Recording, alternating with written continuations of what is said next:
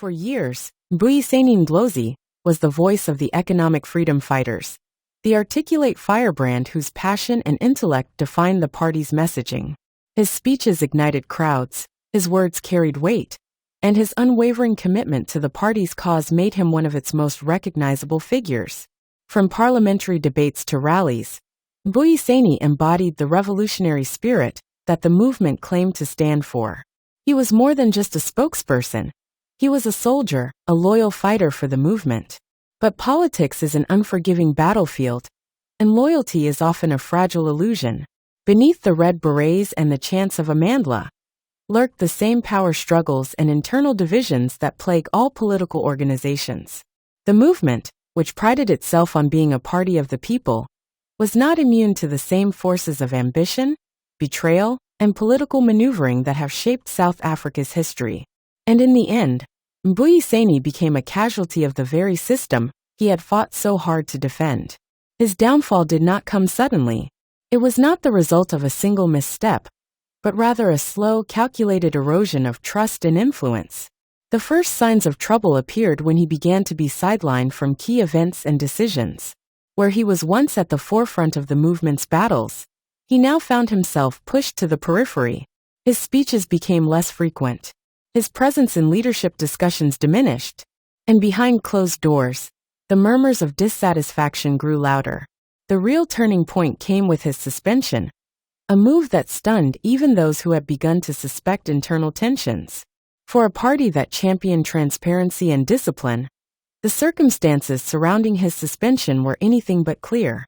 There was no due process, no clear explanation, just a vague assertion that he had fallen out of line. It was an execution disguised as discipline, a political maneuver designed to weaken his standing within the movement. At the heart of the betrayal was Julius Malema, the undisputed leader, a man known for his charisma and strategic ruthlessness.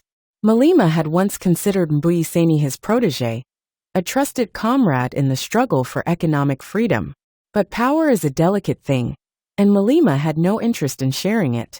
As Mbuyiseni's influence grew, so too did Malema's unease. A leader who tolerates no dissent cannot afford to have a second voice commanding attention. And so step by step, Mbuyiseni was cast aside.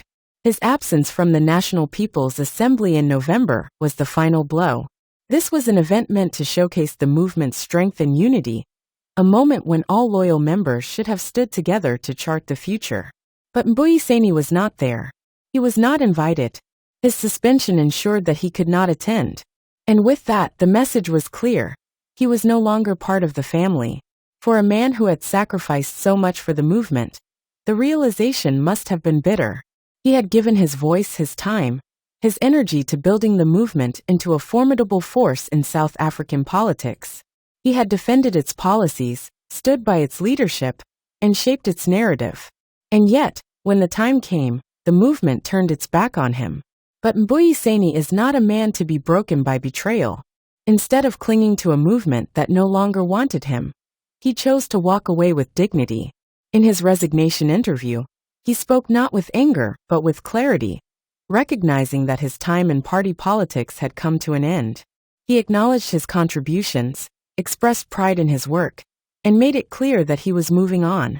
His next chapter would not be written in the halls of Parliament, but in the world of academia, where he hoped to influence political thought from a different angle. His departure is not just a personal loss. It is a loss for the movement, and for South African politics as a whole. Mbuyiseni was a rare figure, a politician who combined intellectual depth with grassroots appeal. He was able to connect with both the academic elite and the working class, a bridge between ideology and action. The movement may believe they have strengthened their leadership by removing a potential rival, but in doing so, they have lost one of their most valuable minds. Julius Malema and his inner circle may celebrate their victory, but history has a way of remembering betrayal. Today, Mbuyiseni walks away as a man who was cast aside by the very movement he helped build.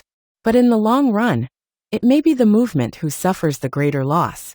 They have not just lost a member, they have lost a soldier, a thinker, a voice that once defined them. And as he embarks on his new journey, one thing is certain: Mbuyiseni Ndlozi will continue to shape the political landscape, with or without the Red Berets.